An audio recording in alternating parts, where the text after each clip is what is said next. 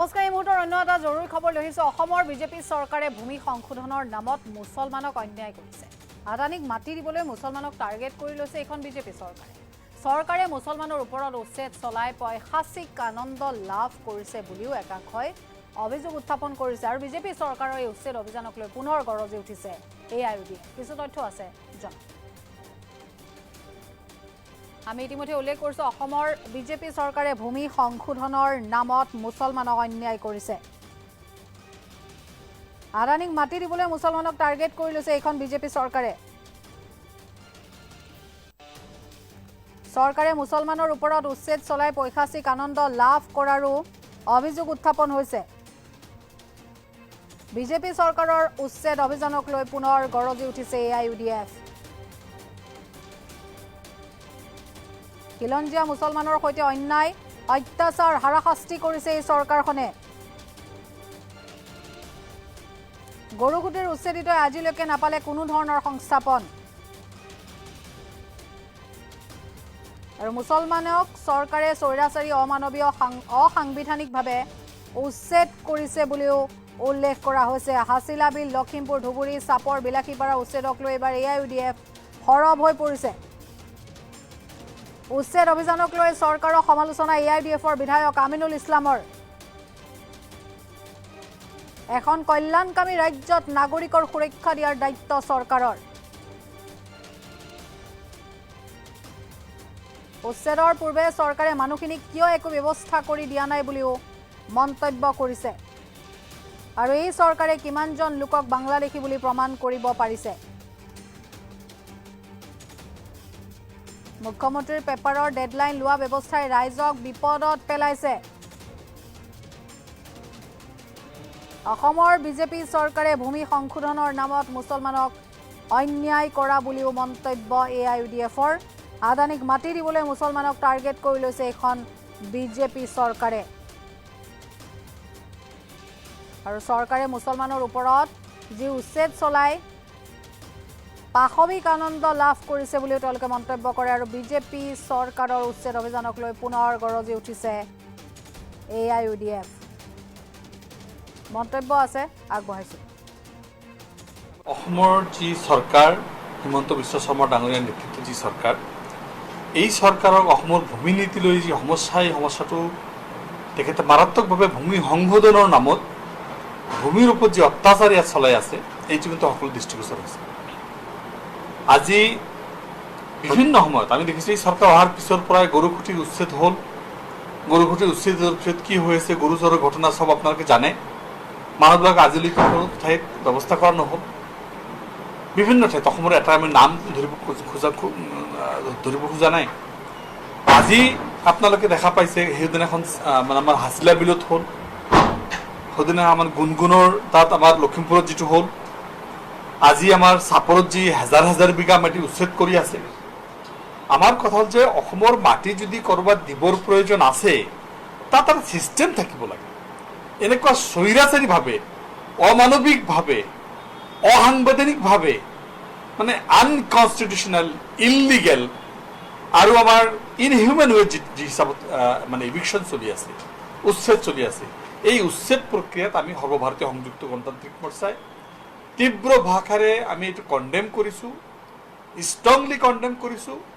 Year inhuman, illegal, unconstitutional, totally violation of natural justice. এইকাৰণে natural justice violation হৈছে। এখন কল্যাণকামী ৰাজ্যৰ বাবে নাগৰিকৰ সুৰক্ষা দিয়া, নাগৰিকৰ বাসস্থান দিয়া, নাগৰিকৰ খাদ্যৰ ব্যৱস্থা চৰকাৰে কৰ্তব্য। কিন্তু এই চৰকাৰে যেনেকৈ আজিৰ দিনত উচ্ছেদ কৰি আছে, আপোনাক দেখা পাইছে চাপৰত আমাৰ যি উচ্ছেদ চলি আছে বিলাসীপাৰাত, এই উচ্ছেদ তাত মেডিমাটাৰ মাটিও আছে, একশনীয়া মাটিও আছে, হাঁস মাটিও আছে। কিন্তু সেইখিনি মানুহক বুজনি দি যিখিনি মেডিপাট্টাৰ মাটি আছে, সেই মানুহখিনিক মাটিখিনি কেনেকৈ ল'ব, তেখেতসকলৰ ভেলুৱেশ্যন ফিক্স হৈছে নে নাই, নটিফিকেশ্যন হৈছে নে নাই, তেখেতসকলৰ ভেলুৱেশ্যনটো ফিক্স কৰি তেখেতসকলৰ ব্যৱস্থা কৰা হৈছে নে নাই, যিখিনি মানুহ তাত আছে তাত বেলেগ জেগাত দিয়াৰ আগত তাৰ কিবা ব্যৱস্থা কৰা হৈছে নে নাই, তেখেতক কোনো ধৰণৰ বিকল্প থকাৰ ব্যৱস্থা কৰি দিয়া হৈছে নে নাই। হয়, চৰকাৰৰ অজস্ৰ খালী মাটি আছে, ক'ৰবাৰ মাটি তেখেতসকলক অলপ অলপকৈ এক পোৱাকৈ দি হ'লেওতো কৰিব পাৰি। সিদিনাখন মুখ্যমন্ত্ৰী কৈছে, য'ত বাংলাদেশী থাকে তাত উচ্ছেদ হবই মুখ্যমন্ত্রী ইস্টাবলিশ করব যে বাংলাদেশী বুলি সিদিনা আপুনি যিকেইটা বাংলাদেশত পঠালে সেইকেইটা কি হ'ল সেইকেইটা আজিৰ দিনত ক'ত আপোনাৰ পুছবেক পলিচি ক'ত গ'ল আপুনি অকল বাহবা লোৱাৰ যিটো ব্যৱস্থা পেপাৰৰ হেডলাইন নেশ্যনেল মিডিয়াৰ হেডলাইন দখল কৰাৰ যিটো ব্যৱস্থা এই ব্যৱস্থাই কিন্তু অসমৰ জাতীয় জীৱন শেষ কৰি আছে আজি অকল মাইনৰিটি মানুহৰ নহয় আজি কাৰ্বি আংলঙৰ জনজাতি মানুহৰ ভূমি কেনেকৈ ল'ব বিচৰা হৈছে কাক দিব বিচাৰিছে মাটিখিনি আজি আমাৰ কি কয় যিটো কোকৰাঝাৰৰ যিটো মাটি ৰামদেৱক মাটি দিব পাৰি আদানীক দিব পাৰি আম্বানীক দিব পাৰি অসমৰ হাৰে হিমুজ অসমীয়া মানুহক যুগে যুগে ইয়াত থকা ইয়াৰ নাগৰিকৰ উচ্ছেদ কৰি তেখেতসকলক মাটি দিব লাগিব কাৰ স্বাৰ্থত কাক সন্তুষ্ট কৰিব থাকিব বিচৰা হৈছে মানুহৰ এক পোৱা মাটি খাস মাটিত নদীভংগ মানুহখিনি তাত যদি খাস মাটিত কৰবাত আছে তেখেতসকলক উচ্ছেদ কৰিব লাগিব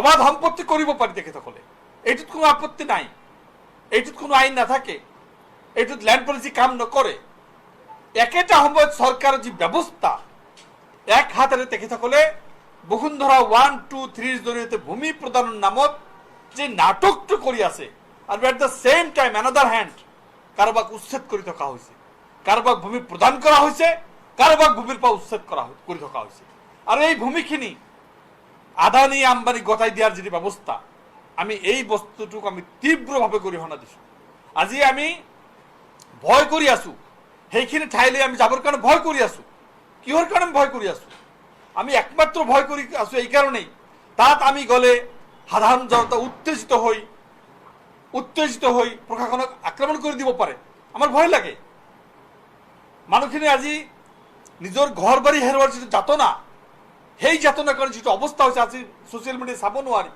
নিউজ মিডিয়া চাব নোৱাৰি এনেকুৱা অৱস্থাত চৰকাৰ যে এটা মানে সেডিস্টিক প্লিজাৰ পৈশাচিক শান্তি লবি আছে চৰকাৰে নিশ্চয় অনুধাৱন কৰিব লাগে এই যে পৈশাচিক শান্তি সেডিস্টিক প্লিজাৰ এই সেডিস্টিক প্লিজাৰৰ জৰিয়তে তেখেতে ক'ত তৃপ্তি পায় কোনবাই একে ৰচিদে কি কৈছিল কোনবা ৰকিবুল হুছেইনে কি কৈছিল তেখেতসকলৰ প্ৰযুক্তি ল'বৰ কাৰণে এনেকুৱা ধৰণৰ ব্যৱস্থা আজি আমাৰ বলবা সাইডত যেভাবে নোটিস দিছে ৰেভিনিউ ভিলেজ বছৰে যুগে যুগে ৰেভিনিউ ভিলেজ সেইবিলাককো নোটিস দিছে সেইবিলাককো উচ্ছেদ কৰিব ৰেভিনিউ ভিলেজ হাসিলে পৰা ৰেভিনিউ ভিলেজ উচ্ছেদ কৰিলে আজি তাত যিবিলাক ৰেভিনিউ ভিলেজ আছে উচ্ছেদ কৰিলে সরকারি স্কুল সরকারি ঘর সরকারি রাস্তা সরকারি ইলেকট্রিসিটি সব প্রদান করার পিছনে এটি উচ্ছেদ করে দিয়া আজি এই যে ব্যবস্থা তেখেতসকলৰ ৰিসোৰ্ট কিন্তু বনাব পাৰি তেখেতসকলৰ পিজিআৰ ভিজেৰ মাটি কিন্তু দখল কৰিব পাৰি পিজিআৰ ভিজেৰ মাটি কিন্তু কাকান্না বনাব পাৰি পিজিআৰ ভিজেৰ মাটি তেখেত দখল কৰি ল'ব পাৰি নিজৰ নামত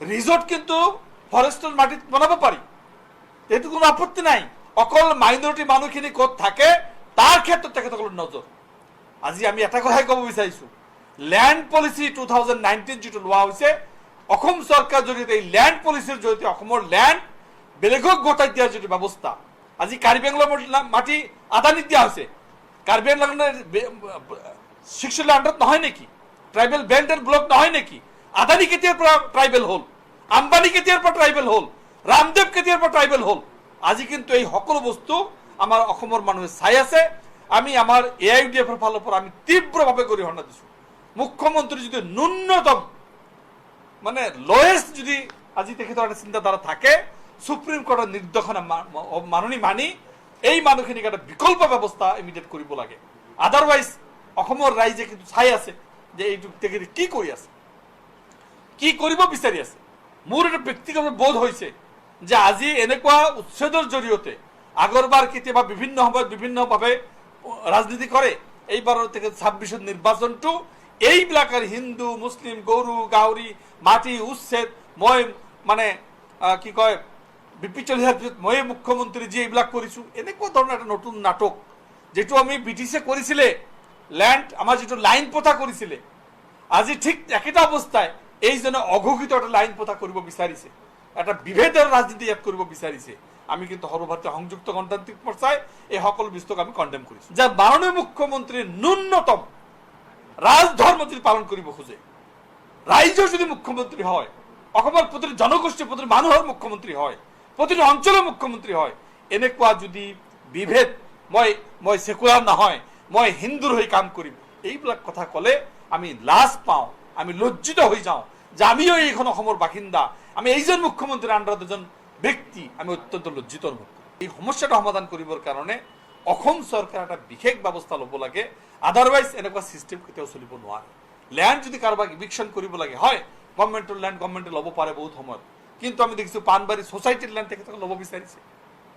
য'ত য'ত ছ'চাইটিৰ লেণ্ড, ছ'চাইটিৰ মাটি আছে, ছ'চাইটি লিজত দিব পাৰে। ক'ৰবাত স্কুল বনাইছে, ক'ৰবাত মানে JNB বনাইছে, ক'ৰবাত কিবা বনাইছে, চব উচ্ছেদ কৰি দিব। তো ছ'চাইটিৰ লেণ্ডত কেনেকৈ হাত দিব পাৰে চৰকাৰে, যিটো এটা ছ'চাইটিৰ টেক্স দি আছে গভৰ্ণমেণ্টক? তো এই কথাবিলাক, তাত জেলখানা বনাব দিয়ে, সেইটো এতিয়া বনাব নিদিয়ে, সেইবিলাকো নোটিছ দিছে। তো এইবিলাক কথা, চৰকাৰৰ যিবিলাক কথা, বহুজাতি কোম্পানীবিলাকক গতাই দি অসম বিক্ৰী কৰাৰ, জাতি মাটি ভেটি বুলি কৈ যি চৰকাৰ আহিছিল, অসমৰ জাতি মাটি ভেটিক সৰ্বনাশ কৰি দিলে, এই কথাটো স্পষ্ট। অসমৰ যি চৰকাৰ